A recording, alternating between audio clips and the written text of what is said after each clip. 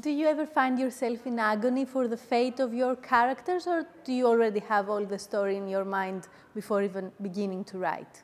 I feel a sense of responsibility towards them. It's funny, people sometimes think that people who like crime fiction read for plot.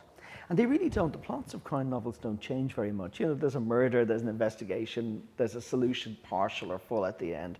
People read for character. And one of the lovely things about mystery fiction is that it's one of those genres where you can get to revisit the same characters maybe 20, 30, 40 years. You see them grow older, they have kids, and part of the pleasure of these books is delving into their lives. And so readers become very possessive of characters, and they don't want you to let anything happen to them. And so very rarely does a reading go by without someone coming up to me and saying, well, please don't hurt X or Y or Z because I really like them and I would really not be able to read your books anymore.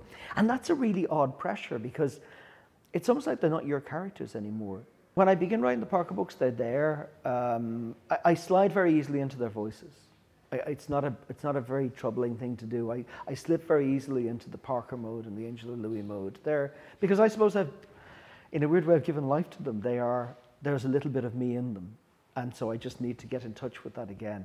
I like seeing the world through their eyes. You know, in physics, there's this idea of the prism, that little piece of plastic or glass that you shine a light through and it gets refracted and you see the light in a new way.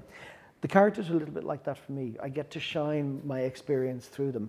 And by going through them, it changes slightly and I see the world in a slightly different way. And I love doing that. Are you going to write any other books for youngsters? I love writing books for younger readers. I loved writing The Gates. The Gates was the closest thing to my own voice.